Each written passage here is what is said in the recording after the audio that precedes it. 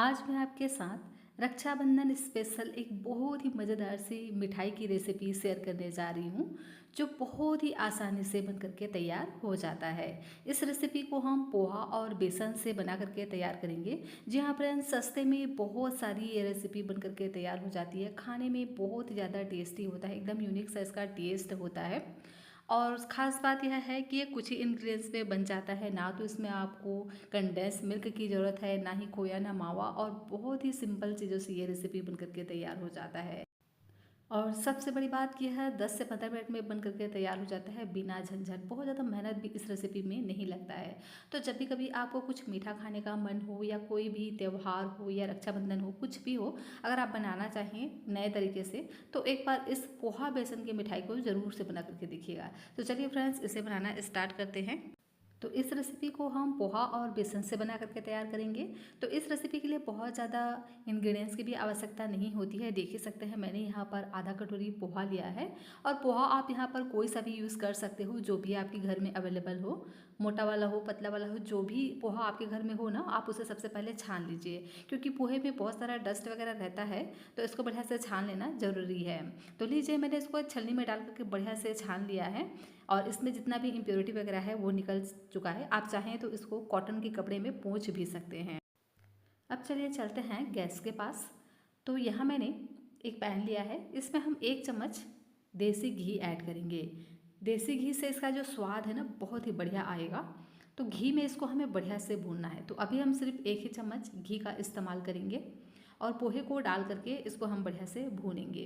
तब तक भूनेंगे जब तक कि जो पोहा है ना, एकदम से क्रिस्पी ना हो जाए और इसका जो कलर है हल्का सा चेंज ना हो जाए। मतलब ये है कि अभी घी को इसने ऑब्जर्व कर लिया है और इसका जो कलर है हल्का सा ऑयली लग रहा है, लेकिन जैसे जैसे ये भूनता जाएगा ना, एकदम ही ये वाइट कलर का हो जाएगा। तो तब तक हम इसको इसी तरह से कंटिन्यू चलाते हुए भूनेंगे।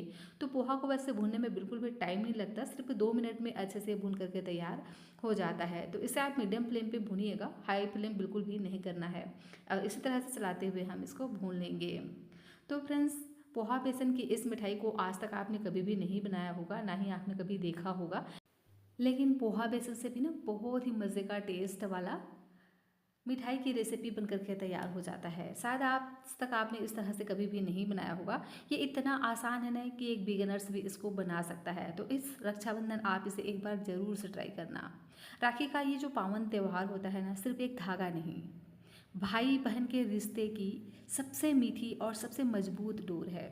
आज मैं लाई हूँ उस रिश्ते के लिए एक खास देसी स्वाद पोहा और बेसन से बनी वो मिठाई जिसमें है माँ के हाथों की महक, बचपन की यादें और रक्षाबंधन की मिठास। इस रेसिपी को बनाइए, खिलाइए अपने भाई और बहन को, और देखिए कैसे ये स्वाद दिल को छू जाएगा। आज की मिठाई है प्यार और वो खास एहसास जो सिर्फ रक्षाबंधन पर महसूस होता है। तो चलिए, देख ही सकते हैं इधर जो हमारा पोहा है बातों ही बातों में भून गया है, भून करके अच्छे से क्रिस्पी हो चुका है। और जैसे ही आप इसको हाथों में इस तरह से लेकर के मसलेंगे ना, तो एकदम ये चूर चूर सा हो जाएगा। तो इतना हमें इसको बढ़िया से भून करके तैयार कर लेना है। उसके बाद इसको हम एक बाउल में निकाल लेंगे और दोबारा से हम वही वाला पैन ले लेंगे और अभी हम इसमें डाल देंगे 2 चम्मच देसी घी। और अब हम इसमें ऐड करेंगे बेसन को, और बेसन को भी हमें बढ़िया से भूनना है। तो चाहे पोहा हल्का सा कम भूनेगा तो चल जाएगा, लेकिन बेसन को बहुत ही बढ़िया से भूनना है। क्योंकि बेसन का अगर कच्चा टेस्ट रह जाता है ना, तो बिल्कुल भी टेस्ट अच्छा नहीं आता है। तो इसी तरह से धीमी धीमी आंच पर चलाते हुए बेसन को बढ़िया से हमें भूनना है, जब तक कि इसका जो कलर है ना वो चेंज ना हो जाए और इसमें बहुत ही बढ़िया से खुशबू ना आने लग जाए। तो इसी तरह से कंटिन्यू चलाते हुए बेसन को 4 से 5 मिनट तक भूनना है। तो 4 से 5 मिनट का समय तो लग ही जाता है बेसन को भूनने में, क्योंकि बेसन का अगर कच्चा टेस्ट रह जाएगा तो बिल्कुल भी बढ़िया टेस्ट नहीं आता है। तो इसी तरह से इसको हम चलाएंगे और बढ़िया से इसको भून करके तैयार कर लेंगे। और लीजिए, 4 से 5 मिनट का समय हो चुका है और देख ही सकते हैं जो बेसन का कलर है ना हल्का सा चेंज हो गया है और बहुत ही बढ़िया से इसमें खुशबू भी आने लगी है। तो इस स्टेज तक आने तक बेसन को हम भून लेंगे। तो बेसन से तो आज तक आपने कई तरह की रेसिपी बनाई होगी, कई तरह की मिठाई भी बनाए होंगे, लेकिन पोहा और बेसन की ऐसी मिठाई आज तक आपने कभी भी नहीं बनाई होगी। बहुत ही सिंपल, बहुत ही आसान, बहुत ही टेस्टी सी यह रेसिपी है जो झटपट तरीके से बन जाता है। बहुत ही कम मेहनत भी इसमें लगता है, इंग्रेडिएंट्स भी कम लगते हैं और सबसे ख़ास बात यह है कि इसका टेस्ट एकदम ऑसम होता है।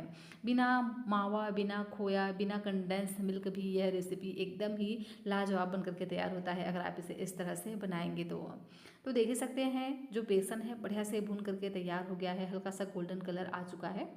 तो जब ये भून जाए तो इसको हम एक दूसरे बाउल में निकाल लेंगे। इसी पैन में हमें इसको बिल्कुल भी नहीं छोड़ना है क्योंकि पैन अभी बहुत ही ज़्यादा गर्म है। अगर हमने इसमें छोड़ दिया ना तो ये नीचे से जलना स्टार्ट हो जाएगा, तो इसको हम निकाल लेंगे। और इधर देखिए जो पोहा है ना, यह अभी बढ़िया से ठंडा हो गया है और जैसे हम हाथों पे इस तरह से लेकर के इसको इस तरह से क्रश करेंगे ना तो ये बहुत ही आसानी से चूर चूर हो जाते हैं। तो अब हम क्या करेंगे, इसे डाल देंगे एक ग्राइंडर में और इसको हम ग्राइंड कर लेंगे।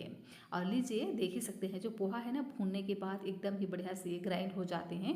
एकदम सूजी से भी ज़्यादा फाइन यह बन करके तैयार होता है। देख सकते हैं ना इसका टेक्सचर। तो इसी तरह से इसको हमें तैयार कर लेना है। और अगर आपको लगे इसमें बड़े टुकड़े हैं तो आप इसे छलनी से छान लीजिएगा। तो देख ही सकते हैं ना बहुत ही बढ़िया से ये ग्राइंड हो चुके हैं, तो मैं इसको नहीं छानूंगी। लेकिन अगर आपको लगे तो आप इसे छान जरूर लीजिएगा क्योंकि इसमें अगर बड़े टुकड़े रहेंगे ना तो मिठाई आपकी बढ़िया से नहीं बन पाएगी।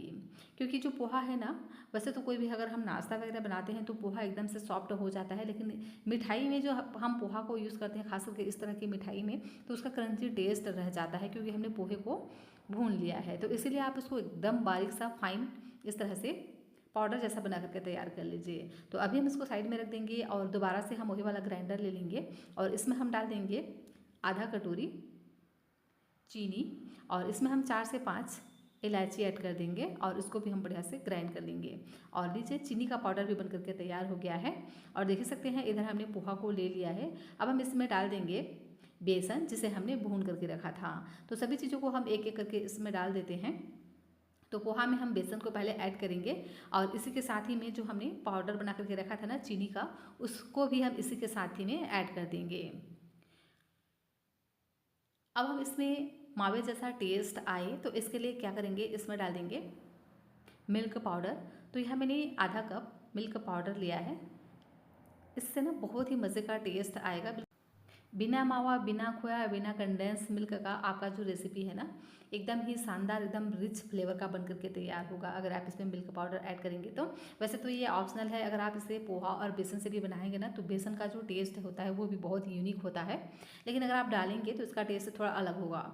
तो देखिए अब हम सभी चीज़ों को एक बार इसी तरह से ड्राई ही मिक्स कर लेंगे और इसके बाद इसमें हम ऐड करेंगे मिल्क। तो मिल्क हमें कितना डालना है, तो एक साथ बिल्कुल भी ना डालें। यहाँ मैंने 1 कटोरी मिल्क लिया है, देख सकते हैं। तो क्या करेंगे, इस तरह से चम्मच से हम डालेंगे। तो अभी मैं यहाँ पर 3 चम्मच ऐड करूँगी क्योंकि इसमें चीनी भी है ना, तो चीनी जैसे ही हम इसमें दूध डालेंगे तो ये मेल्ट होना स्टार्ट कर देता है और थोड़े से दूध से भी ये अच्छे से मिक्स हो जाते हैं। तो इसीलिए इसमें हमें थोड़ा थोड़ा ऐड करते जाना है और इस तरह से मिक्स करते जाना है। एक साथ अगर आपने डाल दिया ना तो ये बिल्कुल भी अच्छे से नहीं बन पाएंगे, ये बहुत ज़्यादा लिक्विडी हो जाएगा। तो इसीलिए थोड़ा थोड़ा बस आप इसमें डालते जाएं। तो देखिए मैंने अभी 3 चम्मच इसमें ऐड किया था और ये भी बहुत ही ज़्यादा सूखा है, तो लगभग 2 से 3 चम्मच यहाँ पर हम और डालेंगे। तो इसी तरह से आप चम्मच से डालिएगा, एक साथ अगर आप डाल देंगे ना तो बिल्कुल भी परफेक्ट तरीके से नहीं बन पाएगा। तो लगभग 2 चम्मच अभी मैंने इसमें और ऐड किए हैं, तो टोटल मैंने यहाँ पर 5 चम्मच ऐड किया है। वैसे थोड़ा सा अगर ये लिक्विडी हो जाएगा ना तो चलेगा क्योंकि इसमें हमने पोहा ऐड किया है, तो पोहा तो वैसे भी मॉइस्चर को सोक करता है, तो बहुत ज़्यादा लिक्विडी नहीं करना है। अगर आपको लगे कि ये बहुत ज़्यादा लिक्विडी हो गया है तो यहाँ पर आपको थोड़ा सा पोहा को और भी भून करके ग्राइंड करके इसमें ऐड करना होगा। तो इसीलिए इस तरह से हम इसको ड्राई सा बना करके तैयार करेंगे, देखिए इस तरह से। और इसको हम 2 मिनट के लिए साइड में रख देते हैं ताकि जो पोहा है ना जितना भी मॉइस्चर को सोखना रहेगा वो सोख लेगा। और लीजिए 2 मिनट का समय हुआ है और देख ही सकते हैं ना बढ़िया से मिक्स हमारा बन करके तैयार हो गया है।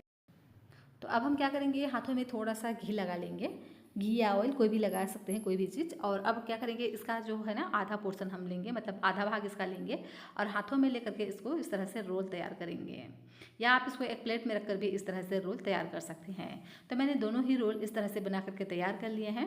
अब हम इसको 10 मिनट के लिए फ्रिज में रख देंगे और 10 मिनट के बाद देख सकते हैं बहुत ही बढ़िया से ये सेट हो जाते हैं। तो अब हम इसको छोटी छोटी पीसेस में कट कर लेंगे। तो आप इसे चाहे तो नाइफ से भी कट कर सकते हैं। मैंने इस तरह का एक कटर ले लिया है, इससे भी बहुत ही आसानी से ये कट हो जाते हैं। क्योंकि हमने इसको 10 मिनट के लिए फ्रिज में रख दिया था ना, तो ये हल्का सा टाइट हो गया है, जिसके कारण से इसे आप नाइफ से भी कट करेंगे तो भी ये बहुत ही आसानी से कट हो जाएंगे। और इनके जो किनारे वाले हिस्से हैं उनको हम इस तरह से कट करके निकाल देते हैं। और देख ही सकते हैं कितना प्यारा इसका लुक आता है। इसका टेक्सचर आप देख ही सकते हैं कितना बढ़िया इसका आता है टेक्सचर। एकदम सिंपल और आसान सी ये रेसिपी है, झटपट तरीके से बन जाता है, कोई मेहनत नहीं है और बहुत ही यूनिक सा इसका टेस्ट रहता है। तो क्या करेंगे, इस तरह से हम हल्का हल्का किनारे को दबाते हुए सेट कर लेंगे ताकि इसका बहुत ही बढ़िया से लुक आए। और देख ही सकते हैं ना, सभी को ही इसी तरह से मैंने आधे आधे इंचेस में कट कर लिए हैं। आप इसे चाहे तो पेड़े की शेप में बना सकते हैं या आप इसे लड्डू की तरह भी बना करके तैयार कर सकते हैं। मैंने इसको इस तरह से कट कर लिया है। और लीजिए, बहुत ही शानदार सी मिठाई हमारी बन करके तैयार हो गई है। मैं इसका टेक्सचर भी आपको तोड़ करके दिखाने वाली हूँ कि कितना सॉफ्ट ये बन करके तैयार होता है। बिल्कुल मुंह में घुल जाने वाला यह बन करके तैयार होता है। एक बार आप इसे ट्राई करेंगे ना तो डेफिनेटली यह रेसिपी भी आपको बहुत ही ज़्यादा पसंद आएगा। तो इस रक्षाबंधन आप एक बार इस रेसिपी को ज़रूर से ट्राई करिएगा। बहुत ही टेस्टी और मज़ेदार सा इसका टेस्ट होता है। और देख सकते हैं ना, इसका टेक्सचर बहुत ही अमेजिंग होता है। तो ज़रूर से ट्राई करना। रेसिपी कैसे लगी मुझे ज़रूर से बताइएगा और पसंद आए तो प्लीज़ वीडियो को लाइक और चैनल को सब्सक्राइब भी जरूर से कर लीजिए।